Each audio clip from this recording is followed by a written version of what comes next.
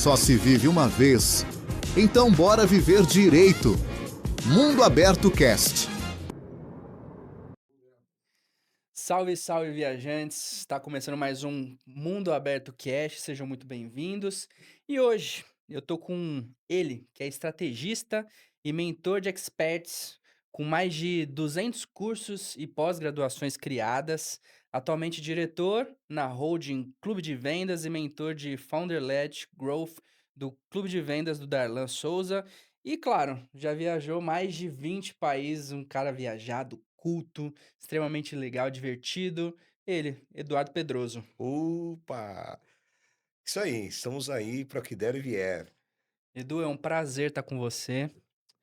E é uma honra ter sua presença aqui. Eu tenho certeza que você tem muitas histórias divertidíssimas. Eu sinto que esse podcast vai ser uma viagem. Com certeza, com certeza. E antes da gente começar, eu queria agradecer principalmente a GoVisa Pro, a maior assessoria de vistos americanos, canadense, mexicano. Por enquanto, mexicano, canadense e americano que a gente trabalha mais. Mas é um oferecimento aí, GoVisa Pro. Se você precisa tirar seu visto, renovar, entre em contato. Em algum lugar aqui da tela vai estar aparecendo um QR Code. Entra no site, chama no contato que a gente vai desenrolar isso. E não podemos esquecer também o oferecimento da Nib Coquetéis, uma empresa incrível, cria diversos coquetéis, coisa fina, fina mesmo. E você vai ficar comendo bola, comprando bebidinha adulterada com metanol? Hoje em dia o mercado tá muito escasso, tá muito diferente, o pessoal, todo mundo querendo passar a perna no outro. Melhor comprar, né, de quem sabe o que faz. Então, Nib Stores, um beijo. Obrigado, Nib. Um oferecimento aí, até uns coquetéisinhos aqui pra gente. Infelizmente, a gente vai poder beber, porque precisa fazer a propaganda, senão o YouTube derruba. Mas, Edu, um presente da Anime pra vocês. Aqui acredito que tenha um Negronezinho e um Cosmopolitan. E eles têm outras bebidas também, Fitzgerald, Moscow Mule, o Cosmopolitan. Tem uma variedade. Pessoal, muito bom. Também vai estar aparecendo aí na tela o QR Code. Entra no site, aproveita que eles estão com desconto. E comprar de quem sabe o que faz, né, Edu? Tem Isso que, aí. tem que aproveita já oferece pro Darlan, colocar lá no clube de Com vendas. certeza, com O pessoal vai certeza. adorar, adorar. Isso aqui é uma delícia. Eu sou suspeito. Isso aí, agradeço a Nive pelo carinho e estamos juntos. Edu, vamos lá, Edu. Vamos começar. Conta um pouquinho da sua experiência viajando Brasil afora, mundo afora. Cara, bom, viagem é comigo mesmo, né? Eu desde menino sempre fui o cara. Na verdade, eu sou um cara aventureiro, né? Desde guri, desde meninão, sempre fui aventureiro, prazeroso de sair de viagem, até porque meus pais do interior de São Paulo, né? Os tios de Minas Gerais. Então, qual era a alegria da nossa infância? Quando chegava as férias ou um feriado prolongado e a Já mamãe visitar os falava assim: parentes. vamos viajar. Ah, Aí era pegada, né? oh, é uma delícia. Já pegava mochilinha e tal. Mas aquele espírito aventureiro que eu acabei herdando possivelmente da minha família, dos bandeirantes da minha família, que tem uma história dos bandeirantes quando chegaram aí de Portugal, né? Cortando o Brasil afora, né, vamos dizer assim, mas ficou na veia, ficou na veia. Então, mais de 20 países, já rodamos o Brasil de ponta a ponta, Que então tem bacana. muita história legal para contar. E conta pra gente. Vamos lá. Qual foi a viagem que mudou sua vida? Cara, eu tive várias viagens que foram, eh, vamos dizer assim, divisores de água, né, tive várias viagens que marcaram, mas eu acredito que a mais marcante foi uma viagem pra África, para África. Moçambique, aonde eu cheguei até a divisa do Malawi, num período que estava mais de 120 dias chovendo sem Nossa. parar. O rio Shire, o rio Zambeze já tinha subido, já tinha, enfim, invadido muitas zonas, os bairros, cidades chamam de zonas, então muitas zonas, muitas aldeias, vamos dizer assim, e foi um período até para nós, né, de sobrevivência também, de muito cuidado, eh, mas nós ficamos meio que ilhados por um bom tempo em Moçambique e pegando, vamos dizer assim, aqui no Brasil fala pau de arara, mas nós pegamos muito pau de arara lá naquele Moçambique para conseguir sair daquelas rotas de inundação, e nós tivemos uma experiência, assim, muito marcante. Eu acho que eu nunca tinha visto tanto crocodilo, Crocodilo, jacaré. quanto tempo você ficou na Eu África? fiquei nessa viagem eu fiquei 28 dias Ah, bastante. direto, nessa viagem, né. Eh, então a experiência de sobrevivência, eu acho que a experiência de sobrevivência ela marca muito, né. Então foi uma experiência que nós tivemos, inclusive, por ser uma viagem missionária, né, essa foi uma viagem específica, não foi uma viagem de negócio, já fiz muitas viagens de negócio para muitos países, mas essa viagem em específico é uma viagem missionária. Então, nós estávamos ali, um grupo de empresários cristãos, que não só levando a palavra, levando o evangelho, tal, mas também levando alimento, né, alimentação, levando roupas, calçados, instrumentos de trabalho, né, com máquina de costura, com, eh, um maquinário que nós levamos para lá, que era para fazer blocos, aqueles blocos artesanais, pra parte de construção civil, É um né, bloco tipo bloco de concreto? tipo bloquinho de concreto, eh, reciclável, né, Sim, do reciclado. reciclável. Eu falei artesanal, é reciclável, do bloco reciclável. Então, assim, foi um período, assim, muito, muito forte para mim, né. Eu já tinha tido viagens no Brasil, nas aldeias indígenas, né, tive muita experiência no Brasil, no Paraguai, na Argentina, nas aldeias indígenas. E quando eu tive esse convite de estar, participando, né, dessa ação humanitária, que é uma ação humanitária, eh houve esse impacto, porque uma coisa é você ficar, ilhado, sem recurso, sem saber para onde ir, por mais que lá eles falam o português de Portugal, mas eles misturam muito as línguas nativas, Nativas, né. né, e isso acaba dificultando um pouco a comunicação em alguns momentos, porque não são todos também que falam 100% português. Então foi uma experiência que marcou a minha vida, né, porque nós ajudamos muitas famílias que estavam ali, socorremos crianças, crianças que tinham perdido seus pais ou seus avós, os seus familiares na inundação, né. Então, foi muito forte, foi um período muito forte. Eu tenho as fotos, depois eu vou encaminhar algumas fotos para você Boa. acompanhar e ver, eh, e aquilo impactou, cara. Eu acho que quando nós chegamos no Malawi, na divisa, lá em Vila Nova da Fronteira, eu já percebi que eu não era a mesma pessoa. Eu já tinha mudado o meu interior. Eu sempre fui um cara altruísta, né, um cara solidário, de querer ajudar o próximo e tudo mais, mas eu não tinha visto o que eu vi. Então foi uma viagem que realmente marcou em relação à humanidade, respeito ao próximo, em relação, eh, a você realmente, eh, tirar as suas alparcas, né, ou seja, você saber pisar no chão descalço, né, não é o descalço literal, né, mas é o lance da simplicidade, da humildade, né, porque a gente, como empresário, como homens de negócio, você acaba vivendo no Brasil um pouco da fartura, né, um pouco da fartura, dos business, das oportunidades. Com E quando você certeza. vai num ambiente desse, aonde todo mundo está nivelado, né, quando você está numa situação de risco, onde está todo mundo nivelado, que não adianta você ter dinheiro, ter cartão de crédito, que vai resolver nada, e fica todo mundo igual naquele momento, né, esse é um momento de reflexão, que quando você está vulnerável, você percebe que a vulnerabilidade, ela prova realmente o que está dentro de nós, né. E aí você vê quem é quem. E naquela viagem em si, nós, não só eu, mas as pessoas que estavam comigo, eh, chegamos a dividir comida no mesmo prato, né. Caramba. Chegamos a comer, eu lembro algumas frutinhas, que nem lembro o nome mais, de um lugar que nós ficamos lá e comemos umas frutinhas ali e foi aquilo que nós comemos praticamente o dia inteiro, esperando uma balsa vir para pegar a gente, não E tinha Moçambique ainda é uma cidade um pouco é, mais estruturada, só né, que onde tem nós estávamos nesse momento, estava muito distante de Maputo, das cidades, né, como Quelimane, que são ah, cidades tá. mais, Estavam mais pra estruturadas, né, dentro. nós estávamos, bem mais para dentro, beirando mesmo, os rios ali, tanto o Xirre quanto o Zambeze. Mas olha, foi incrível. Então, nesse nesse ponto, de todas as viagens que eu já tive muitas viagens, essa foi a viagem que mais me impactou. E conta pra gente como que é esse trajeto de entre Brasil e África.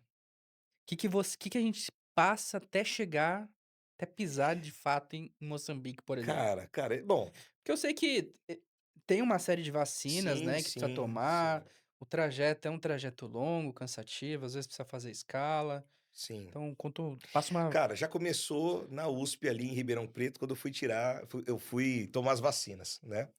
Me recordo do doutor Davi, inclusive ele é da nossa comunidade, o doutor Davi, quando ele me atendeu, e foi muito, muito bacana, ele olhou pra mim e falou assim: "Você tem certeza que você vai viajar nessa época?", né, porque ele tinha hum, já deu a viajado há letra, pouco, já deu a já letra. deu a letra, ele falou: "Olha, a turma que acabou de chegar, chegou com malária", Nossa. porque já estava chovendo muito, né. Mas tem um ponto, cara, que eu vou falar um negócio pra você, não sei se eu sei que vai sair um pouco do tema, do tema viagem, Fica à eu vou vontade, fica à acabar entrando vontade. no tema espiritualidade, né. Eu queria muito um sinal da parte de Deus para fazer essa viagem. Eu precisava de um sinal, porque eu já sabia dos riscos que nós estávamos correndo, eu já sabia que não seria simples, e eu precisava muito de um sinal. Eu mandei a minha documentação para o consulado, que você tem que ter lá, você tem que ter visto para entrar, né. Mandei minha documentação para o consulado, e a pessoa que foi me entregar meu passaporte, que é um amigo, a gente chama ele de Marshall, é um irmão da nossa comunidade, e marcou, né, lá no Brás, na nossa comunidade, na nossa igreja, para ele entregar, né, o passaporte, que estava responsável por isso. E naquele dia, eu estava no caminho, minha esposa falando comigo e dizendo, falou: "Olha, eu não sinto de você aí, eu pesquisei aqui na internet, eu tô vendo o que tá acontecendo, tá com surto de malária, tá chovendo já há quantos dias, o que você vai fazer nesse lugar? Melhor não ir. Melhor você não ir, para com isso, né", e etcétera. Várias pessoas já tinha cancelado, várias pessoas já tinha cancelado. E eu falei: "Cara, que eu tô fazendo, né? Será que eu tô fazendo certo de ir?" E aí quando esperando ele lá na igreja para ele me entregar o passaporte, obviamente teve o culto, e veio ali uma mensagem, né, uma ministração da palavra ali. Então obviamente quem estava ali ministrando não sabia que eu estava indo para a África. Mas na hora da ministração, ele chama Jebs Oliva, já dorme, né, ele deu um recado, ele deu um recado e nesse recado ele disse assim, eh: "Tem alguém entre nós Tem alguém entre nós que está com dúvida para sair deste país, porque aonde você está indo, há até risco de morte, e você está preocupado com a tua empresa, com os teus negócios, com a tua família, mas te diz Deus assim: da tua casa cuido eu, da tua empresa cuido eu, dos teus negócios eu cuidarei. Faça a minha vontade, que eu te guardarei." E aquilo precisava eu parei e falei: "Puxa vida, vou tirar o medo do meu coração e vamos para cima." E aí foi, eh, saímos do Brasil, teve escala em Joanesburgo, na África do Sul, e depois direto para Maputo, e depois nós pegamos um teco-teco, um teco-teco do teco-teco, sabe? É aquele avião de 1980, talvez, muito antigo, Quase um 14 bis. cara, quase um 14 bis, e fomos até Quilemane. Né, tremendo tudo e caindo mala e etcétera, né. Teve muita turbulência até chegar em Quilimane, então foi mais ou menos isso. Mas foi bom. Foi bom. É legal contar essas experiências, porque às vezes as pessoas acham que é só comprar uma passagem e ir, né? E existe uma Não, tem burocracia, a burocracia. a gente precisa estar muito bem pensado para onde vai, época do ano. Sim, É que a gente conta também com a parte espiritual, claro, né? sem Então a dúvida. gente conta que Deus vai guardar a gente, mas é sempre bom, né? Pesquisar o lugar que você vai, pra onde você vai, a época do ano que você vai, se vai estar frio, se vai estar calor, até mesmo pra você montar sua mala, né? E o tempo de viagem, né? Que também é Justamente. cansativo.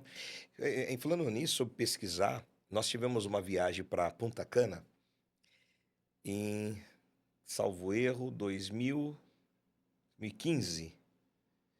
A Mariana nasceu em 2016, 2015, isso, em 2015. Nós tínhamos já um pacote, já estava comprado esse pacote para Punta Cana. E a gente sempre pesquisando, obviamente, como é que vai estar aquele período, né, do pacote, se tal, se vai estar bem. Mas a gente comprou com um ano de antecedência o pacote. Então as previsões estava tudo ok, né? Lindo, lindo, De maravilhoso. repente, próximo da viagem, Hum, alguns meses antes, aquele tufão que passou na República Dominicano. Dominicana, no Haiti, que arrastou tudo, né? Então foi assim, foi muito foi muito assustador para nós. Nós não pegamos o É isso que eu ia tufão, perguntar. nós não pegamos. É, nós sabíamos que ele ia passar, tinha mais ou menos uma previsão de data, né? E foi muito louco isso. A gente foi corajoso, nós Muita coragem, fomos com né? muita coragem, e ele passou uns 2, 3 dias depois que nós retornamos para o Brasil. Olha, coisa boa. Então, graças a Deus, foi um passeio. Aliás, foi um dos passeios mais gostosos que nós tivemos com o Daniel, nosso filho. Fizemos passeio de buggy. Foi muito bacana.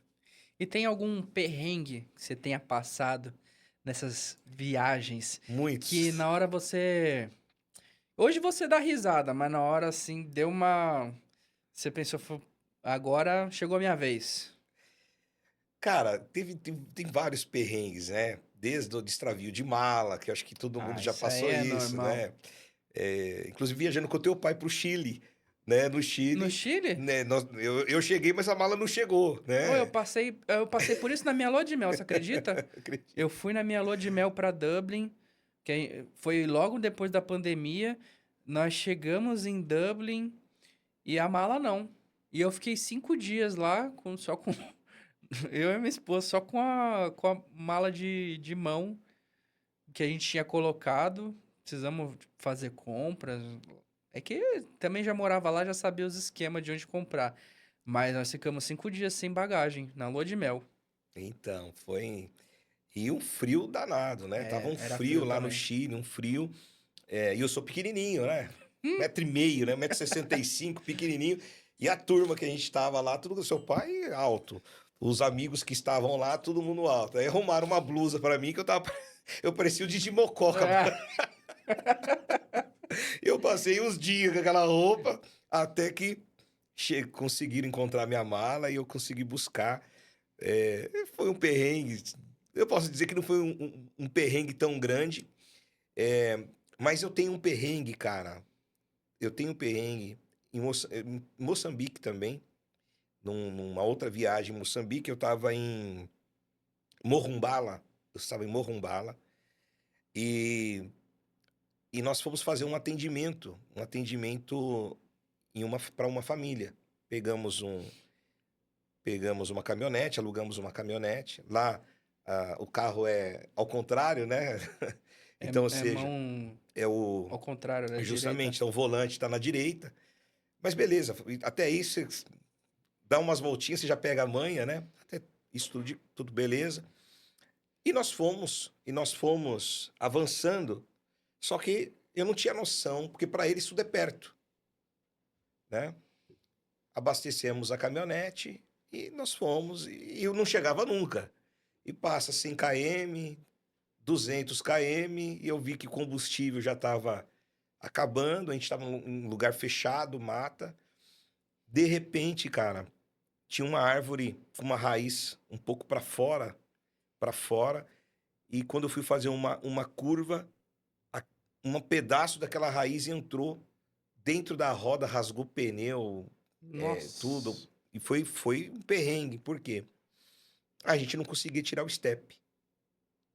O step tinha uma trava que estava enferrujada e aquilo já estava 4 horas da tarde e ninguém conseguia arrancar aquela trava, ninguém conseguia arrancar a trava.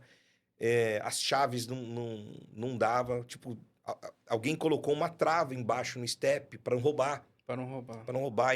Bom, você tá num lugar, como que a gente faz aqui? Quebrar de algum jeito essa trava, né? Cara, e aquilo foi chegando uma certa hora, 4, 5, 6, a gente não conseguia quebrar aquela trava. 7. Quando deu 19 horas, já tava escuro. Aí eu entrei em pânico. Falei, cara, nisso começa a chover, chuviscar, Nossa. começa a Sempre nessas chuviscar. horas, né? Começa a Aí eu chover. entrei debaixo da caminhonete, cheio de lama, e olhando, vendo com a luzinha do celular, cara. E aí eu apelei pra espiritualidade. Aí eu falei, olha, vamos entrar na comunhão aqui, cara, porque não tem caminho. Não tem. A gente não tá conseguindo quebrar isso daqui, a gente vai dormir aqui, no meio do nada, né? E aconteceu um negócio muito bonito, cara. Aí todo mundo ficou ali num momento de comunhão mesmo, né? De louvor, de comunhão, em oração. E aí eu saí, deu um vento assim, um vento gelado, cara. Eu tava todo molhado, cheio de lama, assim. Eu saí debaixo da caminhonete. Quando eu saio debaixo da caminhonete, escuto o barulho. Pum! Quando eu olho embaixo, o step caiu sozinho. Ou seja, foi um milagre, foi o sobrenatural. Não tem, então foi um perrengue que nós passamos, mas a gente viu a misericórdia de Deus ao nosso favor, que fez um milagre ali com a gente. E foi a única forma que poderia acontecer, porque a gente não tinha serra, Tinha não nada. tinha nada, não tinha como arrancar.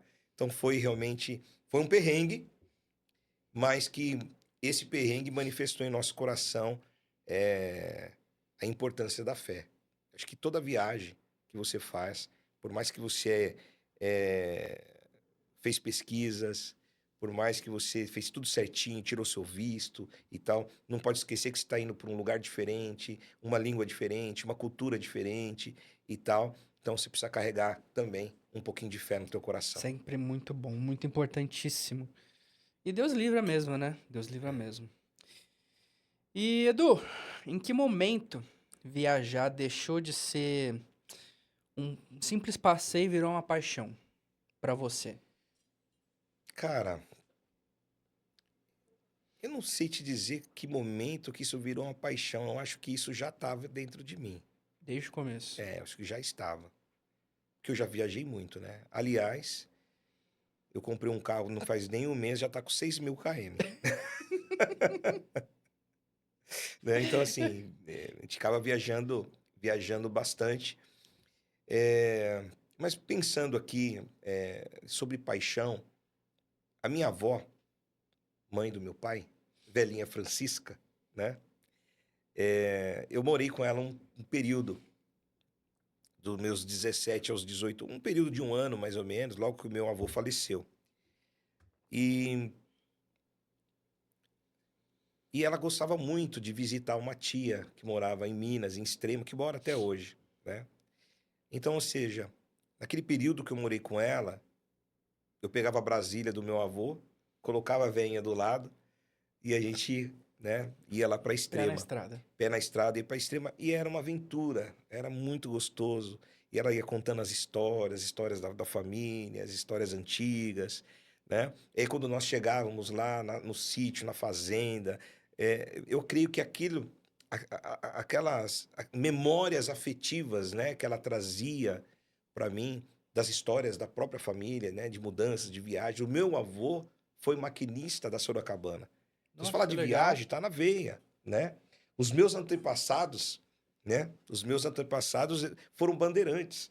Então, ou seja, quando eles chegaram de Portugal, eram judeus que vieram no período da Inquisição. Então, bem no comecinho da colonização aqui no Brasil, eles chegaram aqui na capitania de Jerônimo Pedroso.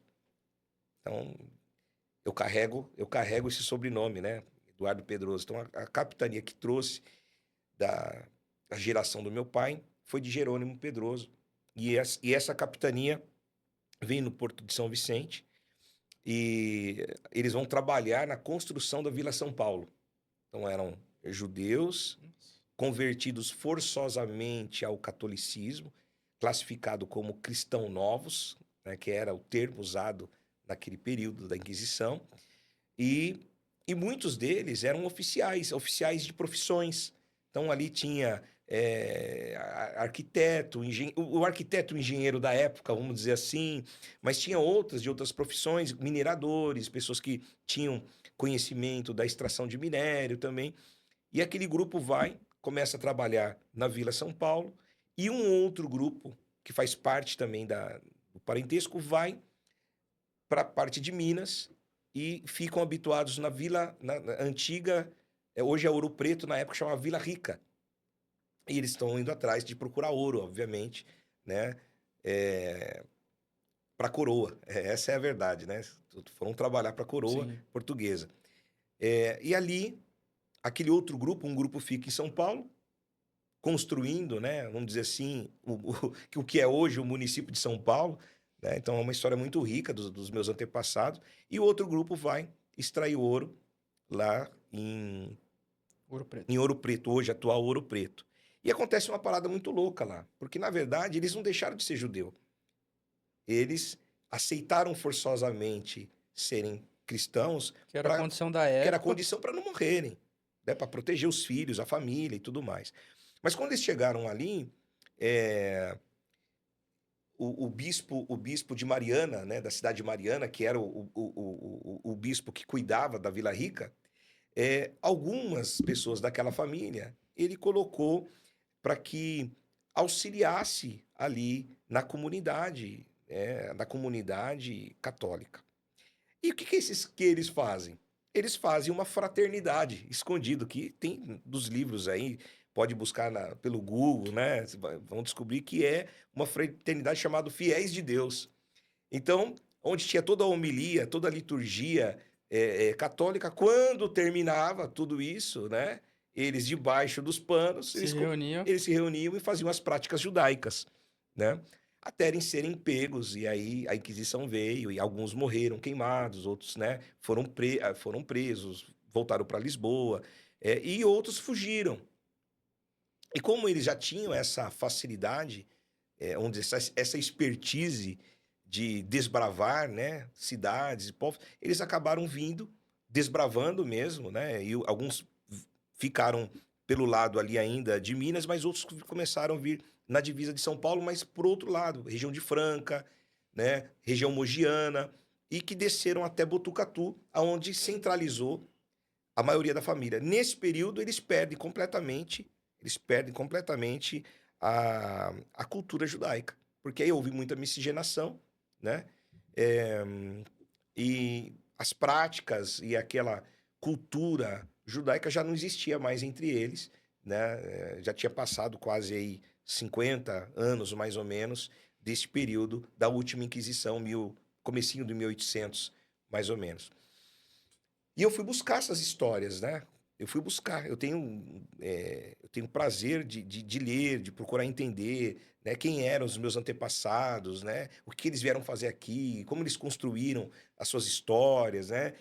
Entre os Oliveiras, os Pedrosos, os Rodrigues, os Silvas, os Moreiras, os Dias, que eram, né, os Sobrenomes fortes da Silveiras, época. né? Silveiras, que eram esses sobrenomes que carregavam os nossos antepassados, Sandoval, enfim, esses vários sobrenomes. Eu fui procurar as histórias dessas pessoas.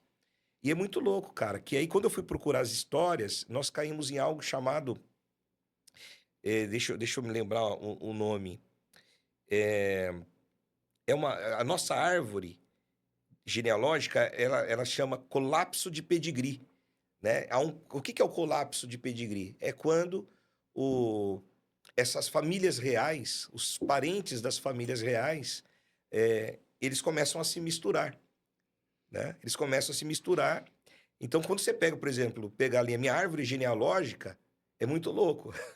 Eu até brinco, falo, cuidado, hein? Cuidado, que eu sou da linhagem real. Real. Meu sangue é azul. É azul. Mas quando você pega a minha árvore genealógica, vai bater nos reis da Europa. É muito louco isso, né? E há um percentual da população brasileira que tem essa conexão do colapso de pedigree, né? Essa mistura tanto de cultura judaica, né, que se perdeu, quanto da linhagem europeia, né, e linhagem real também. Aí se eu vou aprofundar, eu consegui um app que me auxiliou a aprofundar, eu consegui aprofundar bastante, e aí chega nos visigodos, astrogodos, é muito louco, né. E aí você começa a entender um pouco dos arquétipos familiar, o porquê que o avô foi de um jeito, o bisavô de um outro jeito, né, a avó, um tio seu, por quê? Você está carregando, né, essências geracionais, né, isso está no teu sangue, está no Toda teu uma DNA. história. Aí, ó, tá vendo você que entrou nesse podcast achando que ia ouvir falar só de países, de experiência, tem viagem pela história também. É, mas viajar é história, É, né. é isso. Mas é muito bacana. Eu preciso, inclusive, montar minha árvore genealógica. Eu sei que eu tenho uma linhagem portuguesa, até mesmo polonesa por parte de pai, ali por conta da minha avó. Tem uns antepassados aí poloneses. Por lado da minha esposa, eu sei que também tem uma linhagem espanhola, mas eu não sentei ainda pra montar certinho a minha árvore genealógica. Eu preciso fazer isso. Vale a pena. Tem um app chamado Family Search, É o Family Search, eu ouvi que falar. ajuda bastante. É claro que pode ter alguns erros ali, porque ele é um app livre para você fazer as inscrições, né, as anotações, mas ele ajuda muito. Ajuda muito. Já te dá um belo do norte, Te né? dá um belo do norte. Eu tive a felicidade de quando eu comecei a montar minha árvore, claro que eu não usei só esse, eu usei outros apps também, mas quando eu comecei a montar minha árvore, eh, já tinha outras pessoas da família que já tinham passado por estes apps, então ajudou muito a Construir, já ir construir ligando. a construir a árvore genealógica, né. Eh, então, cara, eu acho que a essência, eu acho que mata a sua pergunta, que a essência está no DNA. Já dos bandeirantes, É. bravadores. E de todas essas histórias que você se lembra, qual foi a sua primeira grande viagem? Não necessariamente precisa ser para fora, porque às vezes uma grande viagem pode ser aqui no Brasil, foi para um estado que tinha vontade de conhecer, ou até mesmo para fora. Cara, deixa eu pensar aqui, porque foram tantas viagens, mas a primeira grande, a mais longa, você quer dizer em distância ou de essência? Vamos nas duas. Primeiro de distância, que acho que vai ser mais fácil de lembrar, e depois Aham. de essência. Por exemplo, eu lembro que minha primeira grande viagem foi para Anápolis. Minha avó morava lá. eh, Ó, eu nasci em Santos, né, então a gente via ela uma vez por mês, uma vez por ano, na verdade, não é nem por mês, uma vez por ano, na época das férias. E quando chegava a época das férias, já sabia que ia ver a avó. E minha avó morava em Goiás, né, em Anápolis. Então foi, assim, acho que a primeira grande aventura que eu consigo me lembrar. Aí minha mãe fala que eu já fui para Maranhão, né, mas aí eu não conto porque eu não lembro. Mas era assim, era uma aventura, porque a gente passava 12, 14 horas num Uno, né, com a família, viajando às vezes com um amigo junto, era um divertimento, a gente não ligava se ia um em cima do outro, se o carro ia lotado, ia com violão atrás, era uma bagunça. Mas acho que foi a primeira grande viagem, assim, que eu consigo me lembrar, era pra ir ver minha avó em Anápolis. Então, minha primeira grande viagem, era bem gurizinho, foi para Sertão dos Lopes.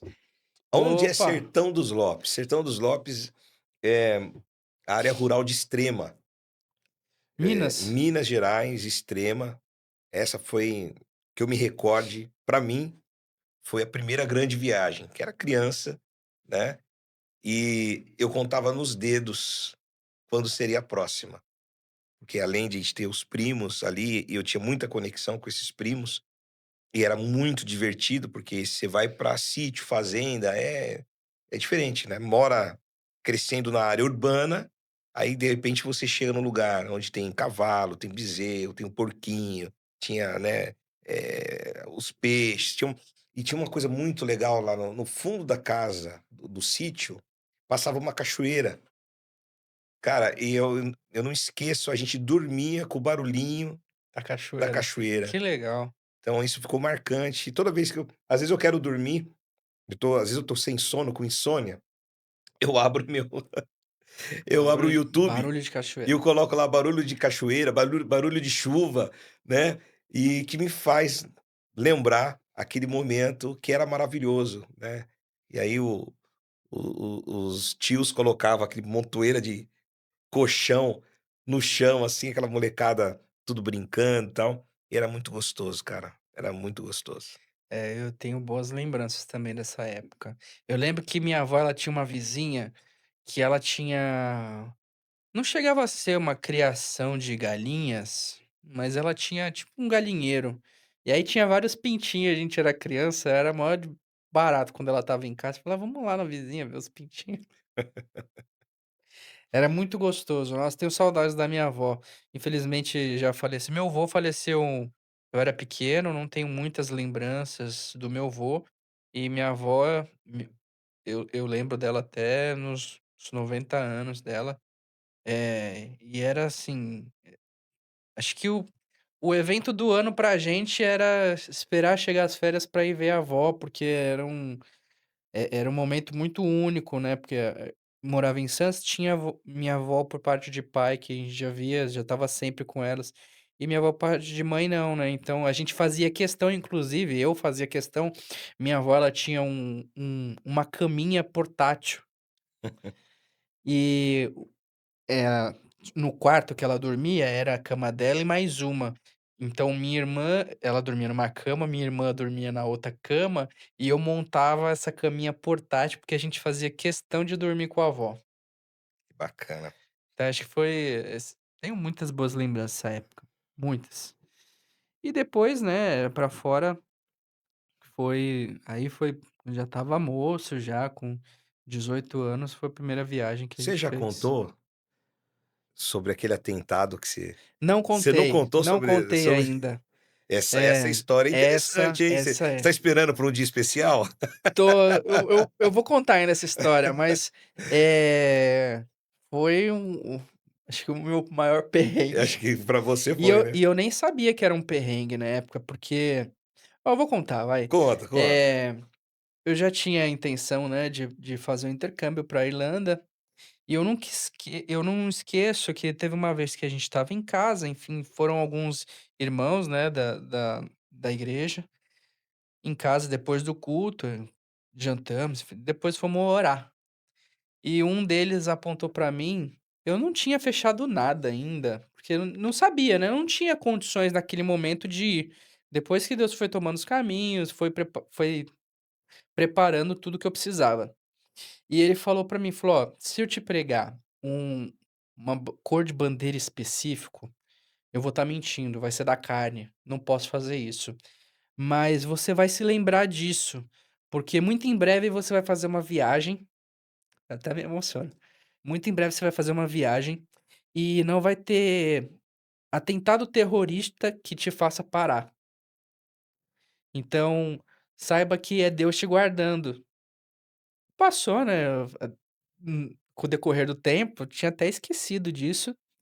Eu tinha encontrado uma promoção de uma passagem pela Decolar. Decolar, patrocina a gente, Decolar. É isso aí, É, pô. patrocina a gente. Eu tinha encontrado uma promoção numa Decolar, porque eu já queria comprar passagem de ida e volta no menor preço possível, né, que era eu também precisava levar um dinheiro para comprovar a renda lá, e quanto mais eu conseguisse juntar, melhor. E teve uma promoção de uma passagem que era São Paulo, Guarulhos no caso, né, Guarulhos, Istambul, Istambul, Dublin. Então eu ia mais pra frente pra depois voltar. E era uma escala muito longa, eu passei a noite inteira no aeroporto, tanto na ida quanto na volta. Eu lembro que na época eu paguei, acho que foi R$ 1.600 na passagem, ida e volta. Então era muito barato, né, ainda mais pra uma viagem desse tamanho. Já programada com 8 meses, 8, 9 meses. Só que tinha esse porém da escala, né, tanto na ida quanto na volta. E, enfim, passou o tempo, cheguei no aeroporto de Istambul, tô ali, já de noite, eu falei: "Bom, não tem como sair, né, Turquia é um lugar perigoso", a gente sempre ouviu em questão de atentado, terrorista, enfim, falei: "Eu não vou arriscar". Ainda mais de noite, até poderia, né, sair para um hotel por conta do tempo que eu ia ficar. Mas falei: "Bom, eu me viro aqui", enfim.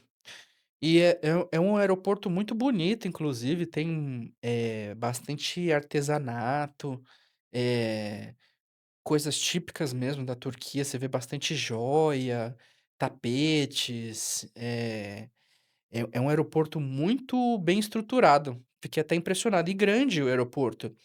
E é muito engraçado que lá o povo não tem muito da nossa cultura de "vou ser roubado", né, "tô num lugar estranho, vou ser roubado". Então era muito comum, às vezes tinha um corredor enorme de um portão para o outro, que eles colocavam diversos bancos, e você via a pessoa várias pessoas, assim, deitadas num banco e a mala da pessoa lá na frente. Tava nem aí. Largava a mala lá, deitava pra dormir, e era muito comum. E a gente brasileiro, né, falei: "Eu não vou largar minha mala, sei lá, vai que acontece alguma coisa, né, não tá acontecendo nada com ele, mas comigo, certeza que vai acontecer".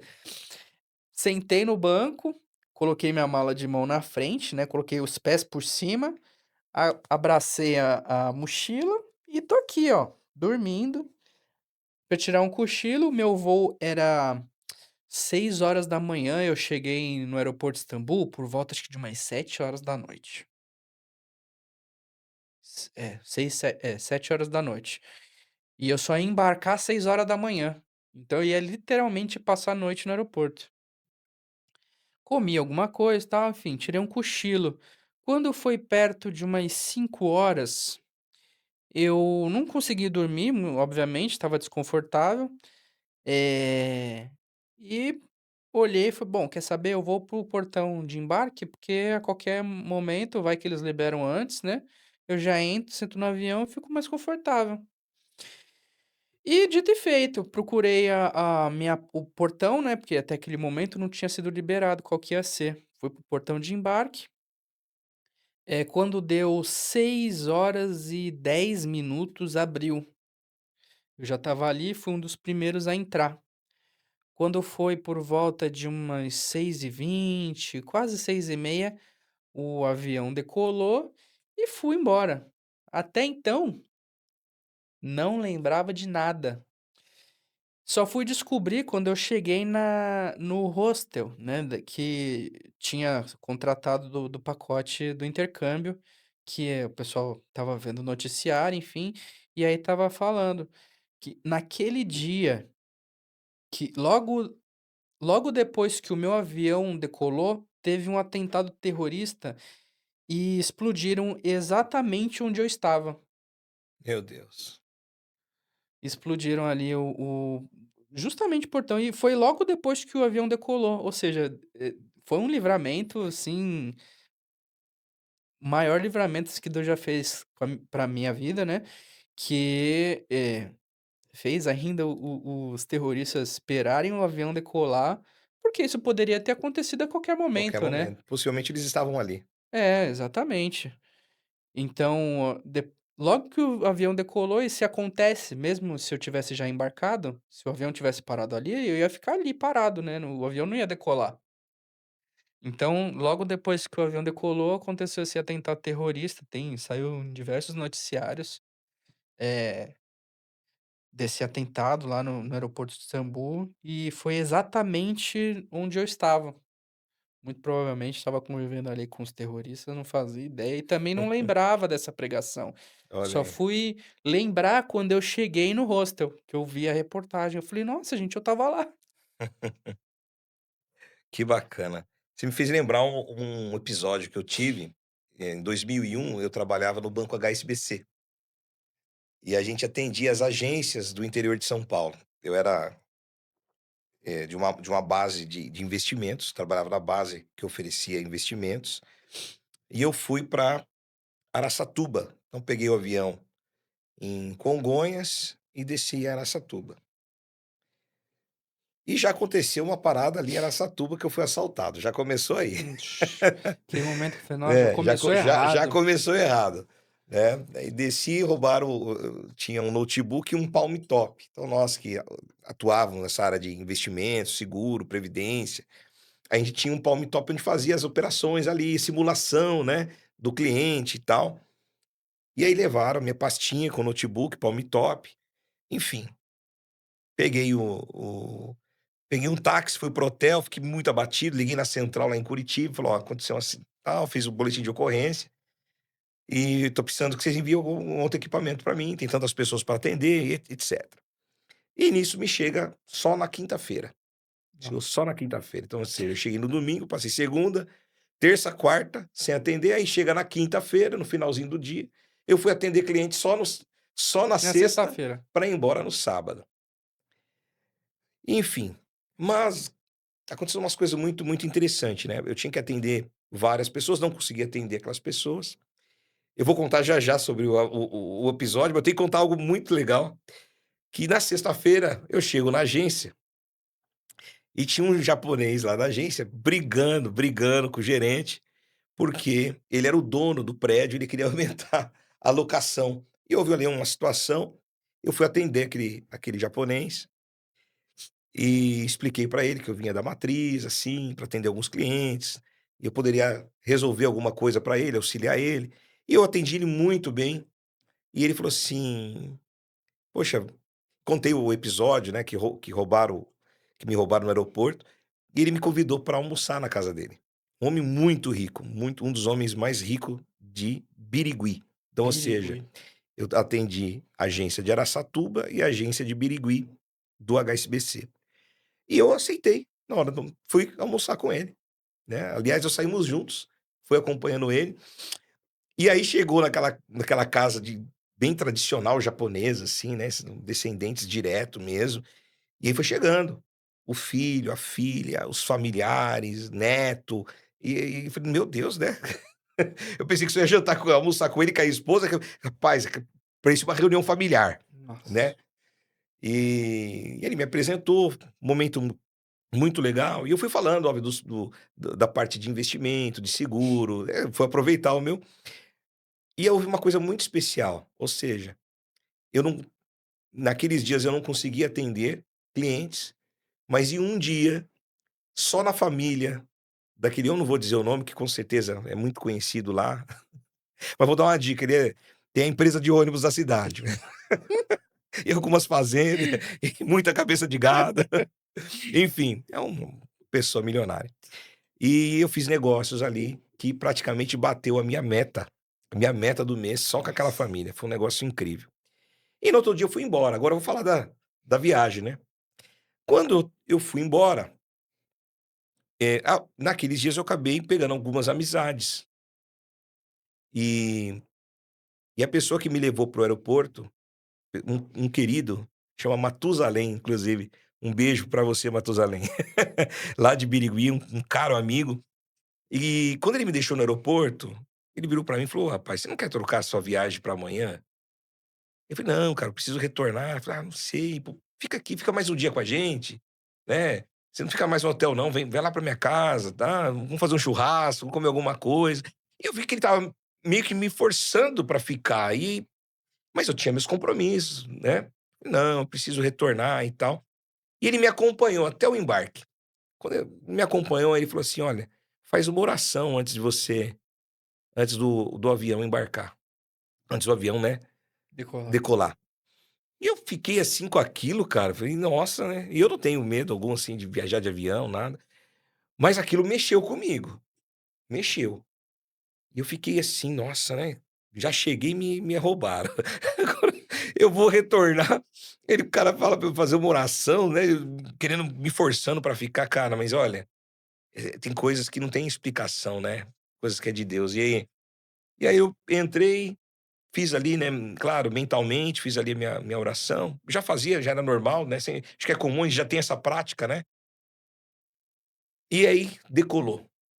Decolou, uns 20 minutos de voo, nós percebemos uma movimentação ali entre as aeromoças, e alguma coisa que o piloto falou, e o avião começou a cair um pouquinho de altitude, né, foi descendo, começou a tremer muito o avião, e aí ele fala, né, ele anuncia que ia fazer um pouso forçado em Bauru.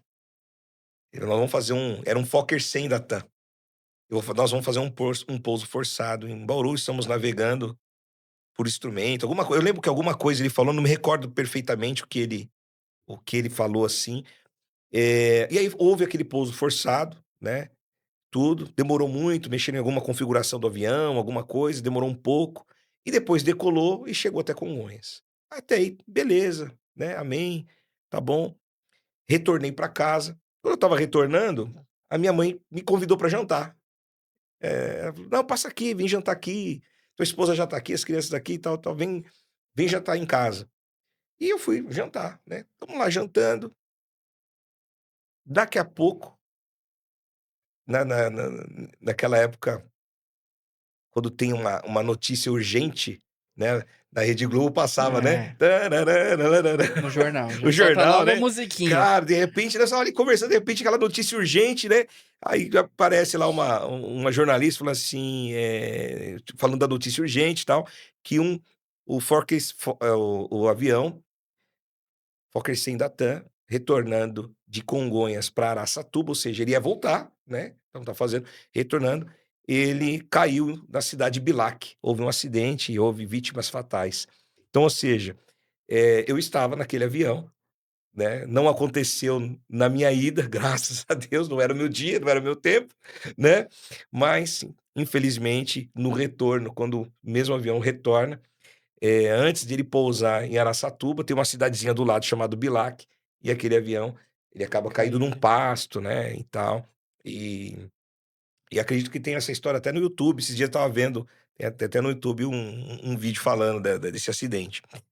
Então, a gente vê, cara, a importância, né? A importância da gente ter essa conexão com o alto, né? Com o que Com é, certeza. né, essa conexão com Deus e com a espiritualidade. E uma coisa sempre casa com a outra, né? Não tem como fugir.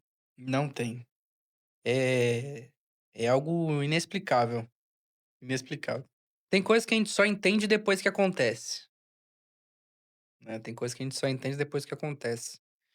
Foi o meu caso. Na hora eu nem tchum, só fui ligar os pontos mesmo depois que a realidade já tinha acontecido, já tinha passado tudo. Fiquei, nossa, eu tava ali. Podia ter sido comigo, mas é sempre muito bom, né, se apegar a algo divino, né? Nem sempre todo mundo acredita em Deus, mas a gente que acredita, né?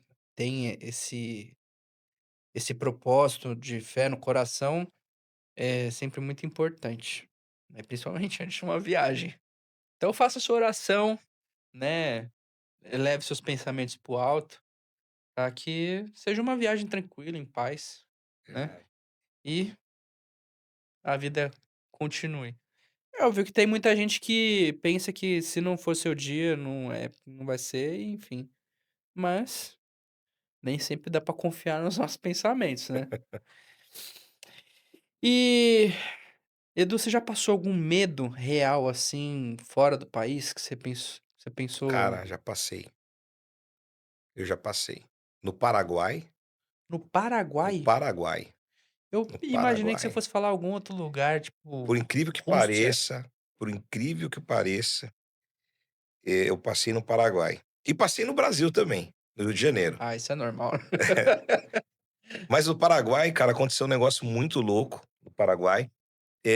Houve um período de 2014 a 2018, eu mexo com educação, né? Hoje a gente está nos lançamentos digitais e tal, mas eu estou no mercado de educação há quase 20 anos, né? 18 anos no mercado de educação. E entre 2014 e 2016, nós levávamos professores, professores do estado, do município, das escolas privadas, que queriam fazer mestrado e doutorado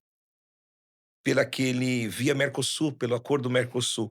Então, várias universidades, tanto no Paraguai, na Argentina, no Uruguai, quando houve esse convênio do Mercosul, começaram a lançar os programas de mestrado e doutorado, que havia as revalidações aqui no Brasil. Então, a gente saía com 2, 3 ônibus lotado de professores que queriam fazer mestrado, doutorado, mas geralmente eu ia de carro. Geralmente eu ia de carro, né, eles saíam de ônibus, tal, e eu organizava ali. Com o tempo eu acabei me tornando um docente da universidade lá, peguei uma cadeira, né, devido a ter mestrado, doutorado, acabei pegando uma cadeira na universidade, então eu aproveitava naquele período que o pessoal ia lá e eu também ministrava aula, né, falava um pouquinho das minhas experiências, enfim. Mas ocorreu uma parada, cara, eu estava tirando minha documentação de imigração e um dos carros que eu tinha, devido ao escritório, um dos meus escritórios era Catanduva, então a placa do carro vinha ali com Catanduva, São Paulo, né. E eu estava lá na imigração e eu percebi que um cara ficava me olhando muito. Olhava, tal. Ele ia eu vi uma hora que ele levantou, saiu, foi para o lado do carro, eu vi que ele bateu uma foto da placa do carro, e aquilo começou a me incomodar. Começou a me incomodar, falei: "Cara, esquisito, né, o cara me olhando desse jeito e tal, cheio de ouro, Sem nenhum e contexto. falei: "O que tá pegando aqui, né, e tal". E aí eu entrei lá para fazer a documentação de imigração, como eu sou docente, então eu tinha uma carteirinha específica, né, de professor. E quando eu saí, ali do consulado, da imigração, quando eu saí da imigração, que eu fui para o estacionamento, aquele cara me abordou. Mas ele já não estava mais sozinho. Hum, Ele já estava com algumas pessoas e houve uma abordagem, e aquela pessoa estava me confundindo com alguém de facção, uma com certeza, facção, né? né, que era uma facção rival da dele, né, porque tem muito muito disso, né. E aí não foi simples, foi uma situação bem delicada, né, eh, aquela pessoa houve aquela confusão, né. Por certo, eles estavam esperando alguém, né, tipo um acerto de conta que ia ocorrer ali, e por coincidência, era Catanduva também, né, a placa era Catanduva, eles estavam aguardando alguém de Catanduva. E não foi fácil, não foi fácil, eu tive que ter um jogo de cintura muito grande, né, e para explicar para aquela pessoa e para aqueles que estavam ali, né, que eles estavam confundindo, né, no que eu não era a pessoa que eles estavam aguardando para resolver esse problema. Que, né, a disciplina que eles iam dar ali. Então, ali foi um medo, né, muito grande que eu passei, mas aconteceu um negócio muito legal. Eles me acompanharam até a faculdade, porque eu ia dar aula naquele dia, né, no dia seguinte, na verdade, eu ia dar aula, e eles acabaram me acompanhando, até porque eles queriam saber se tudo aquilo que eu estava falando era verdade, né. E e aí perceberam, viram que não Realmente era não a era. pessoa que eles estavam aguardando, né, tal. E no dia seguinte, cara, aparece alguém lá pra falar comigo, pra se desculpar.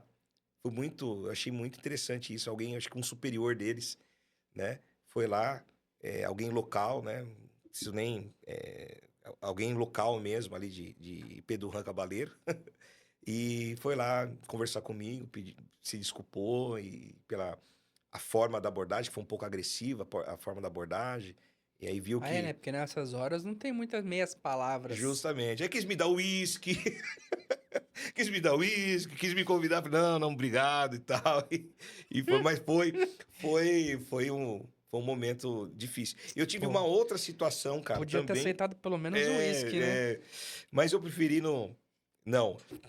E teve uma outra situação, cara, no Rio de Janeiro, nós fomos levar um amigo, um missionário, né, da nossa comunidade, nossa igreja, pra atender um culto lá no Rio de Janeiro, e essa pessoa passou muito mal mesmo, assim, no caminho. Já estava passando mal no caminho, mas quando chegou lá, ele passou muito mal e foi levar ele para um pronto-socorro. E a pessoa que nos levou no pronto-socorro, era um pronto-socorro meio de comunidade, na entrada, né? Nem me recordo qual era a favela. Se eu falar agora, eu vou falar algum nome errado, não me recordo o nome. Eh, E quando nós chegamos naquela comunidade, houve também uma situação muito parecida. Só que não comigo, com Com ele, ele. com ele, né? Houve uma situação muito parecida também, né? Ia lá, assim, para você entrar em certa comunidade é meio que um pedágio que tá ali, né? Os caras estão ali É. armados, tudo, né? E houve uma situação bem difícil pra gente ali sair e o cara passando mal, né? Chama Miguel, famoso Miguelito. E foi difícil a gente sair da situação dos caras ali. Não queriam deixar a gente entrar de jeito algum e tal. Até que alguém da nossa própria comunidade, né? Nossa própria igreja, que conhecia ali A os, facção. os que eram responsáveis ali de cuidar daquele morro, conversou com alguém, aí passaram no rádio e falou, não, cara, não mexe com eles não e tal, são pessoal do bem, pessoal da igreja aí, que não sei o quê, vieram ajudar o nosso pessoal, e aí liberaram a gente, mas nós ficamos meio presinho ali num quartinho Até lá, você provar que é provar que focinho você de não... porco não é tomada. Justamente, foi bem complicado, né? Enfim, mas são experiências, né? Tem experiência, tem muita história, viu, Matheus? Tem bastante história. Você vai precisar voltar uma outra vez. É, tem bastante coisa legal. E tem coisa que não dá nem pra contar aqui, né? Tem coisa assim que é muito delicado, né? É, coisas assim que eu me recordo na Cidade do Cabo. Na Cidade do Cabo, a gente passou uma situação. Isso aí já não foi medo, já não foi um medo, né? Mas a gente passou uma situação muito delicada. Que a gente estava com um grupo de empresários lá. E, obviamente, quando você está com um grupo de pessoas, nem todos estão no mesmo, têm os seus mesmos propósitos, mesmos valores, né? Com Ainda certeza. mais um evento que nós estávamos ali. E houve uma situação muito delicada ali, né? Que alguém comprou alguma coisa que não deveria comprar, né? Que não poderia comprar ali naquele momento. E todas as pessoas que estavam ali acabaram sendo prejudicadas, né? Então houve uma situação na África do Sul bem delicado. E assim, eu vejo o amor de Deus na minha vida tão grande, cara, tão grande. Nesse dia da África do Sul, nós saímos do ali da Table Mountain, fomos pro hotel. Do hotel a gente se trocou, né? Era uma festa de gala, né? Tipo smoking, tal, roupa. Só que a gente ia passar num local que tava tendo uma festa, era tipo Kit Kitchen, tinha um nome engraçado, assim, que o pessoal usava roupa eh, de cozinheiro, sabe? Era uma festa cultural ali, né? Temática. Temática, o pessoal todo com roupa de cozinheiro, fazendo tipo panelaço, brincando na rua, como se fosse um carnavalzinho, assim, sabe? E tudo mais. Mas entre aquele grupo de várias pessoas, havia alguém ali que não tinha os mesmos valores que nós, né? E aquela pessoa fez ali a compra de alguma coisa irregular, né? Uma coisa para se consumir ali de uma forma irregular. E nós chegamos naquele local. Nós chegamos naquele local, nós estávamos sozinhos, estavam vários carros, né? E, e lá tinha câmera. Tinha câmeras, né? Em todo local. E uma daquelas câmeras pegou aquela pessoa que tinha comprado aquela coisa irregular. Mas quando nós estávamos naquele ambiente da festa e tudo mais, né? Um daquelas, me recordo, chama Manolo. E este Manolo, ele estava passando mal. Acho que a pressão dele tinha caído. Não era a mesma pessoa e, e alguém, ele passando mal e tal. E eu senti de levar ele embora. Eu falei, cara, você tá passando mal? Sua pressão caiu e tudo mais. Ele falou, não, cara, tô passando mal. Minha pressão caiu. Eu não tô me sentindo bem. Eu tava sentindo... Eu falei, então, eu peguei e chamei um táxi. E nós voltamos pro hotel. Tá bom, chegamos ao hotel, tava lá no hotel, tava, puxa, perdi, né? Perdi a festa, aquele momento, daqui a pouco toca o meu celular. Pô, e aí descobriu que aquela pessoa que tinha feito aquela coisa irregular acabou, né, sendo, vamos dizer assim, não é que ela foi presa, foi pego o passaporte dela e tudo, ela passou um perrengue lascado lá pra... Foi levado pra ter uma Foi conversa. levado Uma para o conversa quartinho, íntima. do quartinho, Uma conversa teve que íntima. pagar um pedágiozinho para resolver o problema dele ali, que não foi pouco, né? Isso Mas aí podia é. e foi. E eu vi um livramento de Deus, né? Porque é, a gente era uma empresa, né? Ou seja, nós éramos executivos de uma empresa que estavam ali para um evento, né? Mas infelizmente um deles acabou falhando numa situação e eu vejo como que o amor de Deus, né, na minha vida é tudo assim, cara. Quando eu começo a contar as histórias, sempre tem um Uma pontinho, conexão. de um livramento, um pontinho de algo de prosperidade, de algo bom que aconteceu, sabe? De algo muito especial. Então, eu posso dizer que eu sou um homem privilegiado. E qual foi o lugar mais longe que você conseguiu ir? Tanto Brasil quanto fora. Brasil, cara, já fui tanto lugar longe, tanto no sul quanto no norte. Acho que ali próximo do Acre, no Brasil, talvez mais. O Acre todo mundo sabe que é fora. O Acre não é Brasil? O Acre não é Brasil. É um mundo à parte. É um mundo à parte, É um né? mundo à parte. Acho que o Brasil, ali ponta de Manaus, né? Acre também, distante, lá para Lá, cima. extremo norte mesmo? É, lá para cima, pro lado do Maranhão, São Luís do Maranhão. Eu tô pensando aqui em distância, né? Em distância. Mais ou menos isso. Divisa ali acho que o mais longe foi a divisa ali das Guianas, Roraima, ali. Acho que é o mais longe. Tem bastante coisa pra fazer pra lá? Ou foi mais, Não, tipo, cara, curiosidade? não.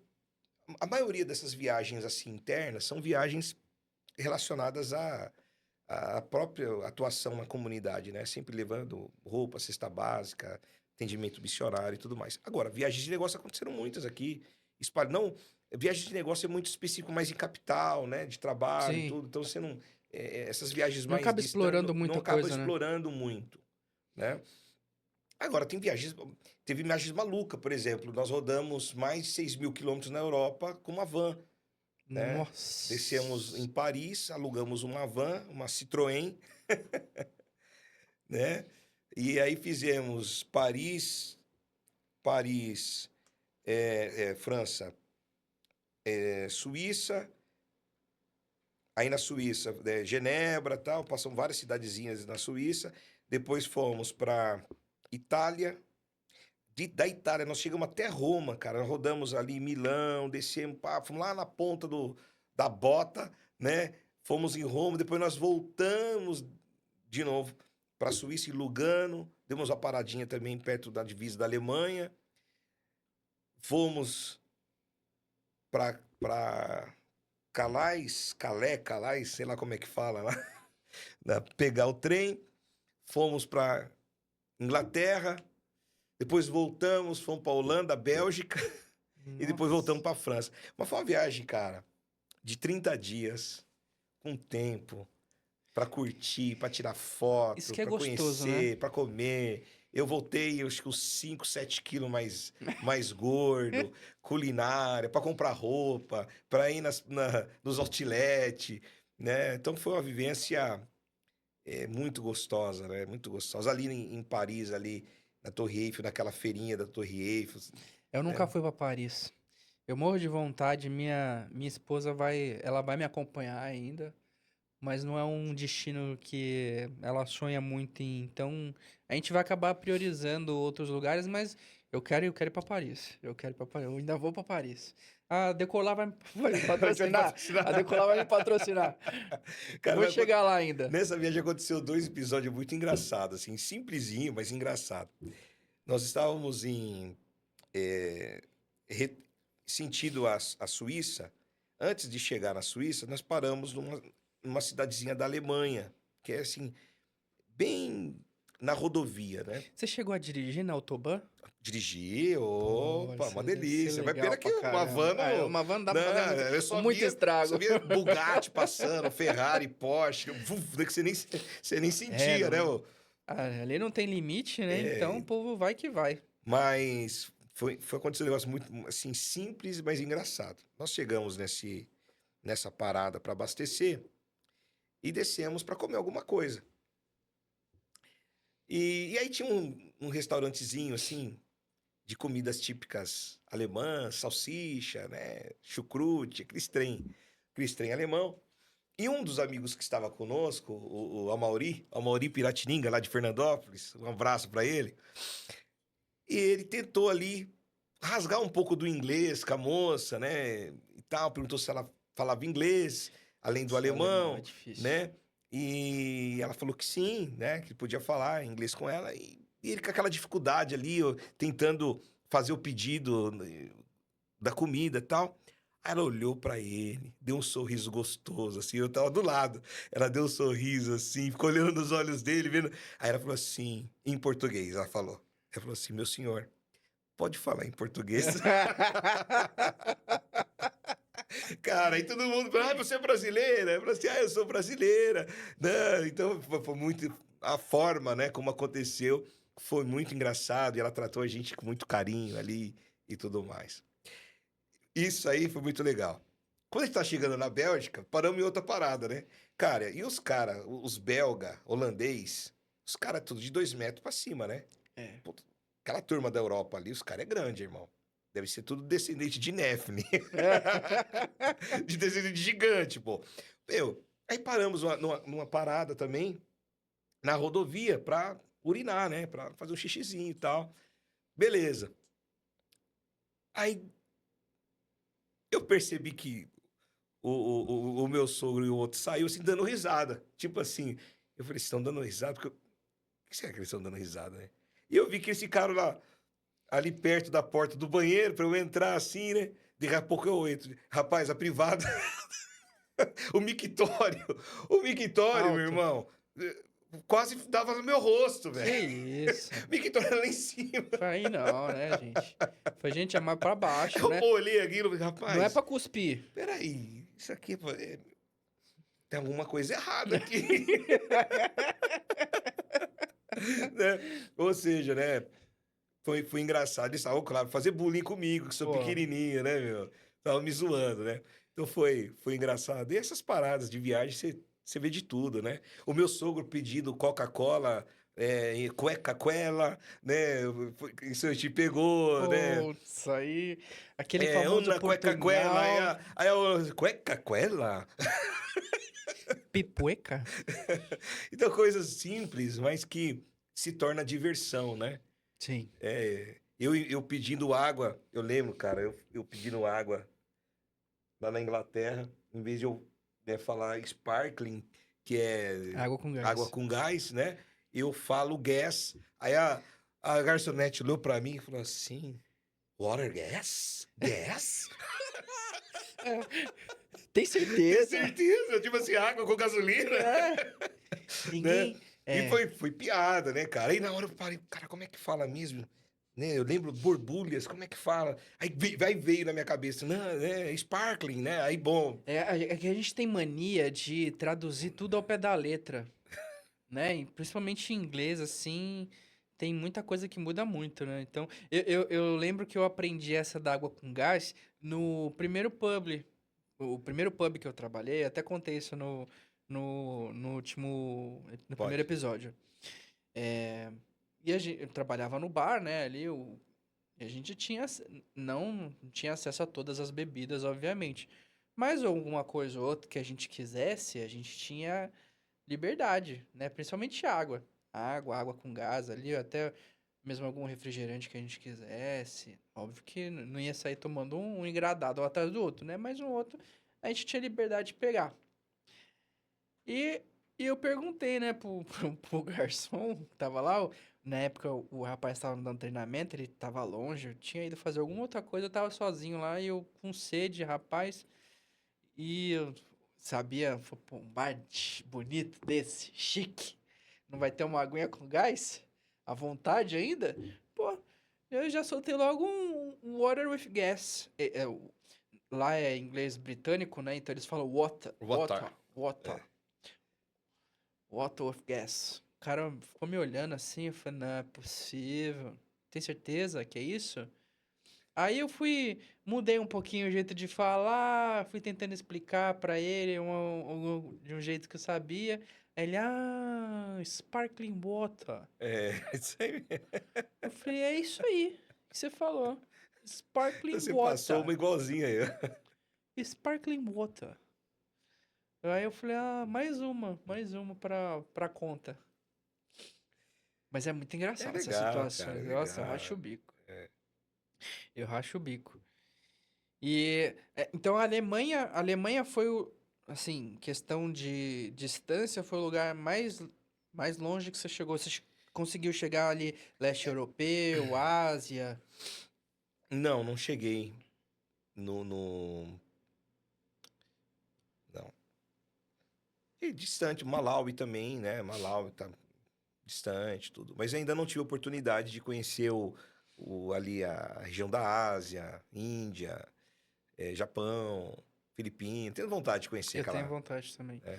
Inclusive, eu tenho Até uma uma viagem, não sei se vai dar tudo certo de eu ir, mas tem do nosso grupo lá no clube de venda para a China no pra final do ano, China. né? Pô, isso é interessante, Então, hein? se Só, caso, só deve ser se meio ruim pra caso comer, né?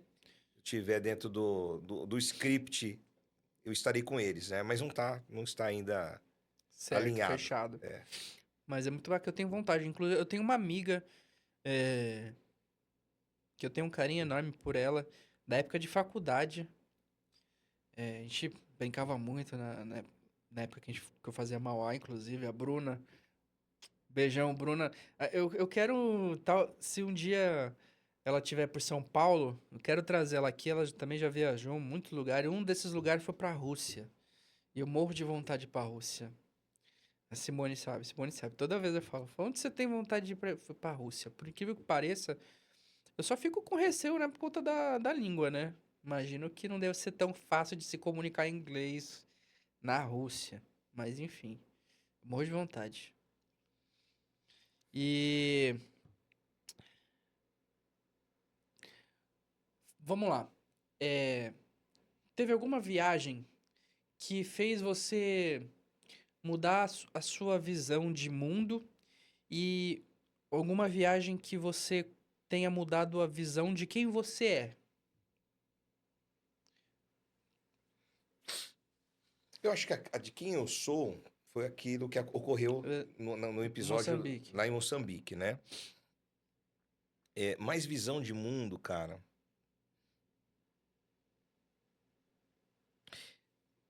Eu fui algumas vezes para os Estados Unidos, né? Eu acho que as viagens nos Estados Unidos, tirando a parte de passeio, né? Disney, essas coisas, né? Houve um episódio de reuniões de negócio.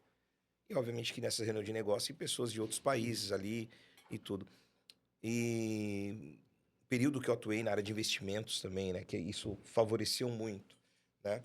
Então, essa visão de mundo, eu acho que tem muito a ver com a questão do poder monetário, do poder de aquisição, do que você, do que o dinheiro também ele pode te levar, né? Uhum. Então, não que a gente está focado nisso, não é isso. É que quando aqui no Brasil a gente tem uma certa limitação, principalmente na área de investimentos, operações financeiras, é muito engessado, né, o modelo de negócio brasileiro.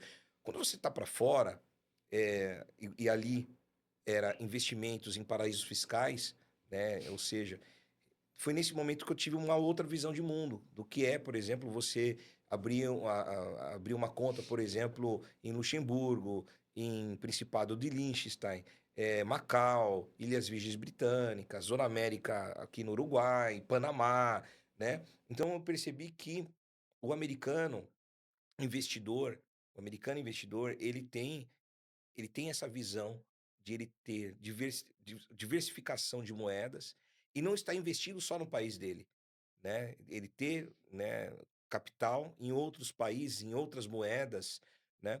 Então isso me deu uma visão mais global, até de como empresariar, de como gerir as coisas. Eu acho que esses encontros que eu tive nesse período que eu atuei no mercado financeiro, que isso foi antes da área da educação, isso me deu um novo olhar, uma outra forma, né? Por exemplo, de você ter uma visão sobre blindagem patrimonial, né? Às vezes você tem um negócio aqui, mas, poxa vida, acontece alguma coisa, tá amarrado o teu capital, né?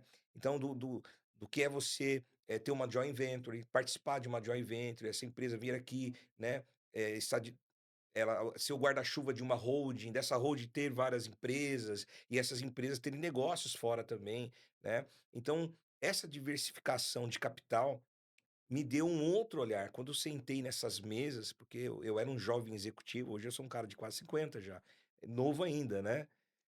Mas naquela época eu era um jovem executivo, então com poucas experiências. Hoje eu tenho bastante experiência, já rodei bastante, mas ali me deu um outro olhar de mundo, né. Então eu acho que pode responder bem isso daí.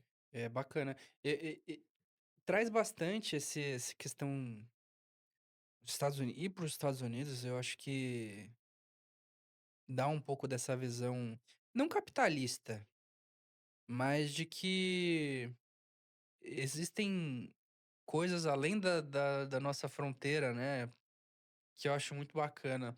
E eu achei até engraçado que a minha cunhada, recentemente, já tem um tempinho, mas é recente, ela fez aquele programa de estágio da Disney. Eles dividem acho que em 3 ou 4 etapas, né. Primeiro você fica, acho que 3 meses, depois 6 meses, 1 ano, e se você passar por todas essas etapas, tem uma possibilidade, acho que da Disney te efetivar. E nessa primeira que ela fez, inclusive tem até uma outra amiga, Rebeca, hoje mora na Suécia, ela fez também, acho que 2 vezes esse programa. Ela tem uma visão, assim, fantástica, que te abre o olhar, do quanto o nosso trabalho aqui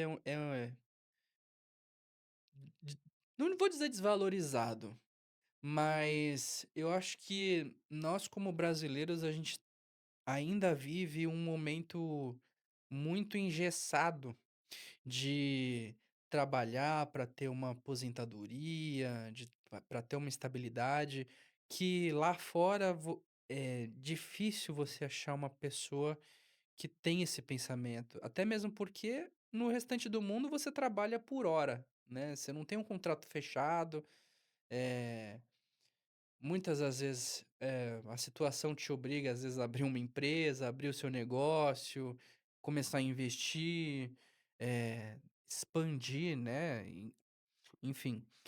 E não existe, né, acho que são pouquíssimos os países do mundo que têm aposentadoria, então, se você não aprende a investir no seu negócio, investir em você mesmo, guardar um pouquinho, fazer ali o seu pé de meia, né, às vezes uma previdência, né, expandir, até mesmo como você falou, né, expandir para outros lugares, outros países, você vai viver aquela vida medíocre, né, medíocre que eu digo não num sentido ruim, mas de estar ali na média, ou abaixo da média, independente de como for a sua vida. Mas, os Estados Unidos, eles têm essa visão forte, né, de investidor. E é para tudo que eles fazem, não só para negócios, né. Você vê que a educação nos Estados Unidos é um ponto muito forte, questão de esporte, investem muito no esporte, né. Tem diversos documentários aí na Netflix, por exemplo, eh, aquela tenista famosa. Esqueci o nome dela agora, estava até comentando com a Simone esses dias, do Michael Jordan, eh, ai meu Deus, tá faltando o nome dessas celebridades. Mas enfim, tem um monte de documentário aí na Netflix mostrando, né, que as famílias às vezes abrem mão, pais principalmente, né, de ter condições melhores ali para eles, para investir no futuro dos filhos, porque vê um potencial, sabe que tem um um jeito ali daquele filho se tornar uma celebridade no esporte, ser um homem de negócios bem-sucedido, né, até o próprio Elon Musk é um caso claríssimo, né, sul-africano, né, Sul-africana. sul-africano, foi para os Estados Unidos, tinha uma visão totalmente diferenciada de economia, né, tanto que ele abria mão de muitas coisas para investir ali no negócio dele e hoje, se não for o homem mais rico do mundo, né, tá muito próximo disso. Então, essa visão meio capitalista, né, dos Estados Unidos te dá essa visão expandida do mundo. Acho que é muito bacana. Cara, e não é só os Estados Unidos não, eu tenho alguns amigos que foram agora pra China nesse último evento que teve, não é um evento, é tipo uma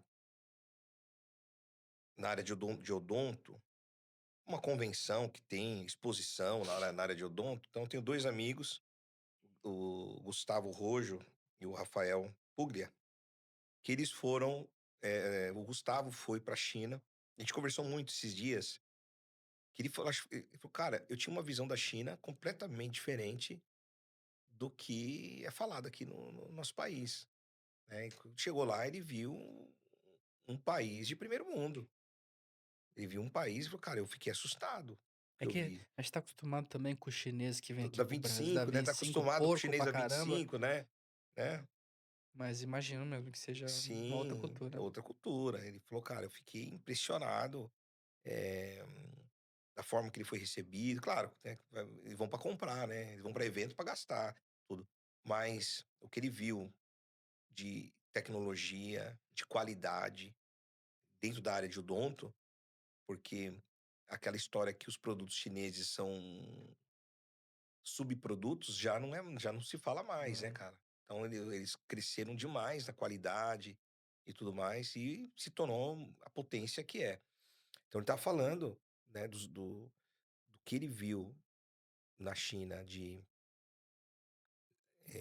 capitalismo, sendo um país Socialista, é socialista, engraçado isso. né. Ele falou: "Cara, eu fiquei doido lá". Ele falou: "Eduardo, eu fiquei doido. Eu vi um país para mim, eu vi capitalismo", né. Mas, a gente sabe que o governo está por trás até das empresas, né, e tudo mais. Mas eles conseguiram jogar o game mundial, né, mesmo tendo uma gestão socialista, política, mas eles conseguiram jogar o game do capitalismo, né, e estão lá crescendo, e essa potência que é no mundo E isso todo, né. acontece no mundo todo. Você sabia que o joguinho Tetris, esse é antigo, o jogo Tetris, ele foi criado por um russo. Tem até um filme na Netflix que conta isso. E eles precisaram fazer diversas manobras pra tentar e assim, o jogo virou uma febre Mundial. mundial, né. Eu não me lembro agora se foi a Nintendo que tinha comprado o jogo desse russo, né. Ele obviamente ficou ali como desenvolvedor, mas pra expandir mundialmente, pô, eles tiveram que fazer uma manobra mirabolante pra tirar o jogo do poder russo. Mas, é aquilo, né, quando você acha uma oportunidade que você vê que vale milhões, bilhões, você não vai investir? Claro que vai. Mas a melhor forma, uma das melhores formas de você, eh, ter esse aprendizado de cultura, né, os pais que têm condições de enviar um filho para o intercâmbio, você passou por intercâmbio, eu tenho filha que passou por intercâmbio, eh, eu dou esse conselho que é importante essa experiência, principalmente de melhorar, né, a outra língua, ter uma não digo expansão da consciência, mas ter uma expansão mental de cultura, de conhecimento, né. A maioria dos jovens que, de forma positiva vão fazer intercâmbio, que não vai pra loucura, vamos dizer assim, que muitos vão pra loucura, né, enfim, mas aqueles que realmente aproveitam o intercâmbio, eles voltam, inclusive até com veia de empreendedorismo. Eu tenho vários amigos que montaram startups depois que eles voltaram dos Estados Unidos.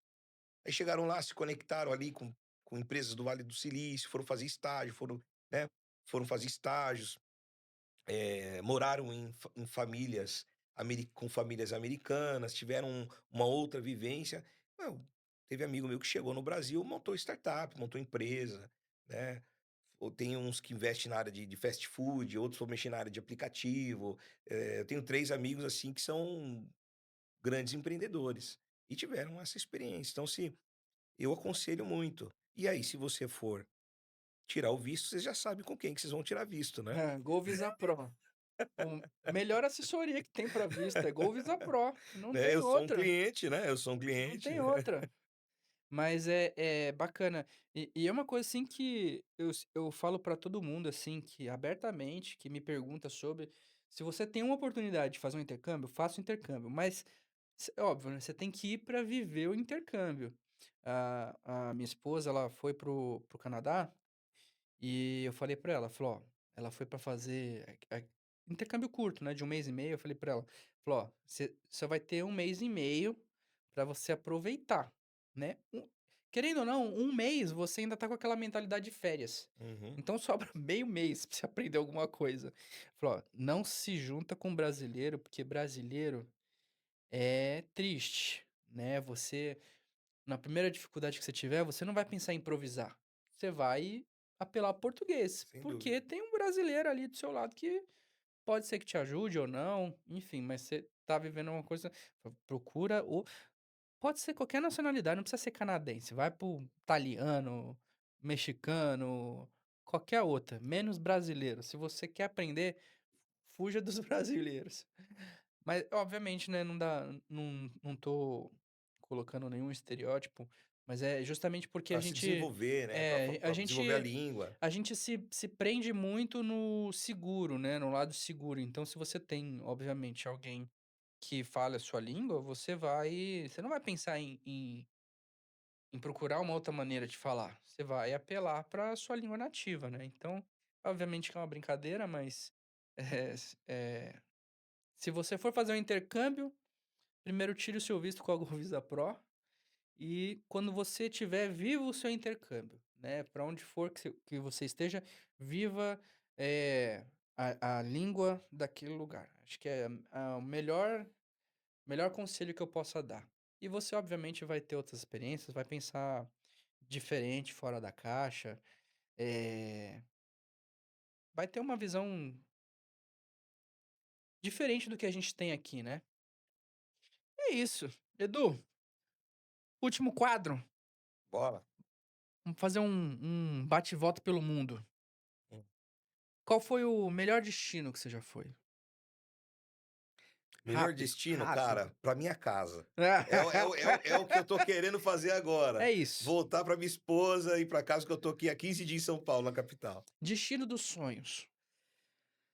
Cara, destino dos sonhos, eu tô com um desejo de ir pra Grécia, pegar aquela rota das ilhas, Ah, das ilhas eu já fui gregas pra ali, Santorini e pra Atenas, é Santorini, lindo. Atena e tal, eu Vale tenho muito a vontade de pena. fazer esse passeio, né, é um passeio que eu vou fazer ainda Inclusive eu vou com a patroa. vou até trazer um convidado para falar sobre Europa, e um dos É. principais lugares que ele ficou foi na Grécia.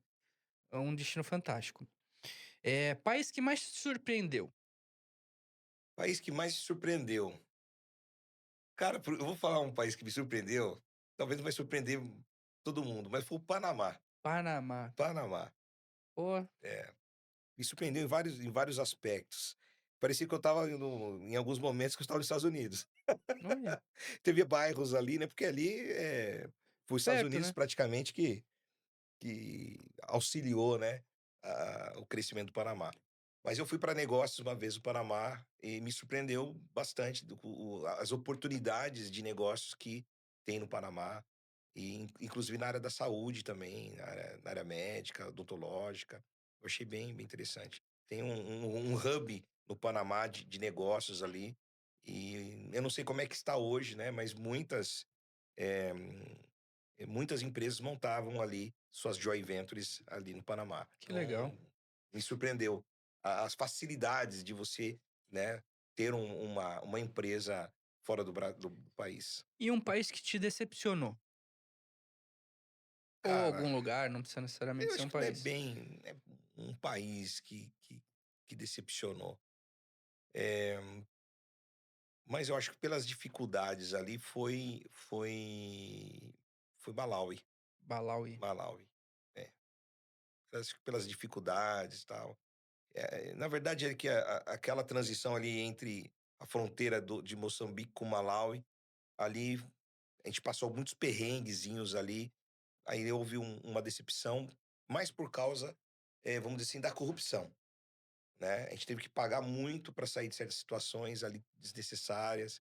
É um país muito corrupto, infelizmente, o policiamento, tal. Então imagina, o perrengue que nós passamos foi com quem deveria dar proteção, né. Então a gente pagava pedágio para entrar em um lugar ou outro para a própria polícia do local. Então ele me decepcionou bastante. Tem muitos lugares no mundo É, que é assim, é incrível. E tem algum lugar que você não pisaria de novo? não, não tem, não tem. Eu sou o enviado de Deus, cara. Onde Deus me mandar, eu tô indo. Não tem lugar onde eu não pisaria. Ele tá comigo. E pra gente finalizar, é qual foi o melhor destino que você já foi? E que conselho você daria pra quem sonha em viajar pelo mundo?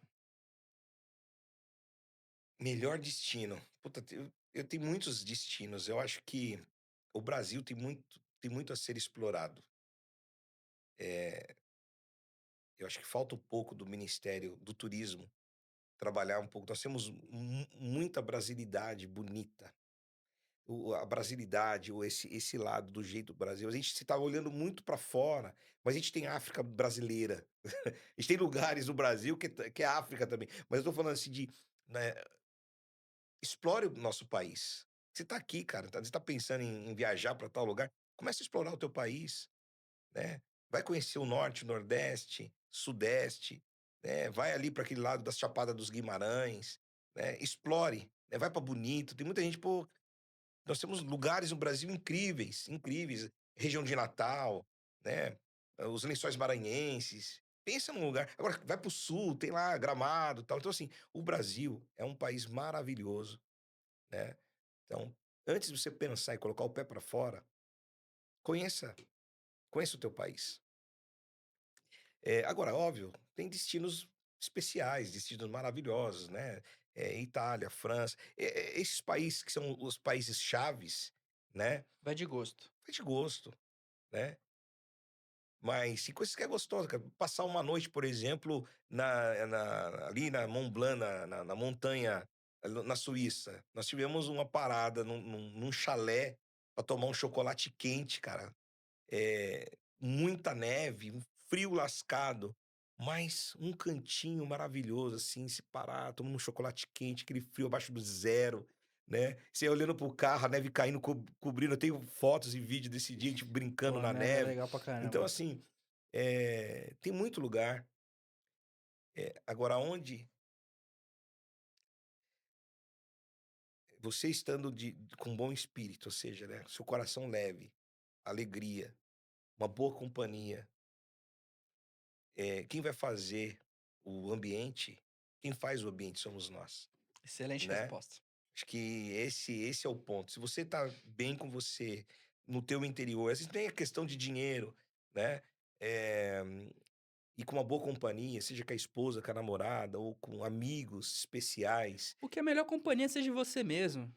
Se entende. você tiver leve de espírito, Você quer ver um lugar que eu amo ir? A chácara do seu pai, ah, lá é bom mesmo. você entende? Porque eu tô com pessoas que eu gosto, que eu tenho amor, é um ambiente gostoso, sabe. Então, por incrível que pareça, eu tô falando isso do meu coração, ao vivo aqui, ó, né, é um lugar maravilhoso pra ir, onde a gente dá risada, se diverte, né. Você não precisa estar muito longe, às vezes tem um Sim. lugar perto aqui, né. Então, E o que significa ter um mundo aberto pra você? cara, o ter um mundo aberto é você estar aberto para conhecer coisas novas. Né, conhecer pessoas, conhecer lugares, conhecer, eh, novas profissões, novas culturas. Então, você ter um mundo aberto, não é subversivo, né, porque às vezes a pessoa fala assim, de viver coisas subversivas, né, "Ah, eu tô no mundão, na vida louca, tal", né, assim. Não, cara, você ter o mundo aberto é você, quebrar um pouco crenças que te limitam, né, e você, estar aberto para o novo. E esse aberto para o novo pode ser um prato de comida, né. Quantas vezes eu já viajei com pessoas que chegavam lá, a pessoa, cara, o que ela come no Brasil, ela queria comer lá no outro país, você tá lá com a oportunidade de comer, ter uma outra culinária, né, de tomar um vinho diferente, né, você comer ali um tipo de steak diferente do que você come no o seu contrafilé do dia a dia aqui, você comer né, um risoto, uma coisa diferente e tal. Cara, e tem pessoas, eu já viajei com pessoas que não conseguiam comer outra coisa do que O arroz e o feijão. arroz e feijão, entende? Então, seja aberto, né? Seja aberto para outras Experiências. experiências, né? Eu falo que mais do que experiência é a ambiência. Você precisa também ter a experiência de viver outros ambientes. Eu Isso é concordo estar aberto para o plenamente. novo, Concordo estar aberto para plenamente. o mundo. Edu, eu acho que essa é a sua câmera. Passa pro pessoal onde que o pessoal pode te encontrar, suas redes sociais. É isso aí. Bom, você pode me encontrar no O Eduardo Pedroso lá no Instagram, conhecer um pouquinho do meu trabalho, um pouquinho das minhas experiências, né? Estou lá no Clube de Venda com Dailan Souza, da Rockme Educação e estamos para o que deve vier. É isso. E para você que acompanhou até aqui, o meu mais sincero obrigado. Continua acompanhando. Não se esquece de se inscrever, dar um like aqui no vídeo, se inscreve. Me ajuda a bater 100 inscritos. A gente tô com essa meta aí. Postei esses dias no Instagram. Tô com essa meta. Pelo menos 100, né? Tá 100zinho para começando, tá começar. começando, segundo Me episódio. ajuda a bater Vai essa sim. meta. Se inscreve, acompanha a gente no Instagram. A gente sempre solta o episódio, os cortes do episódio no Instagram, Mundo Aberto Cash, no TikTok também. E o episódio também sai no Spotify. Eu esqueci de falar da última vez, mas sempre sai completinho aqui no YouTube e lá no Spotify. Então procura a gente, segue a gente lá. Às vezes a pessoa não tem o YouTube Premium, não quer ficar vendo, né, propaganda. Acessa lá no Spotify também, dá essa moral pra gente, tá bom, gente? 1, 2, 3, 4.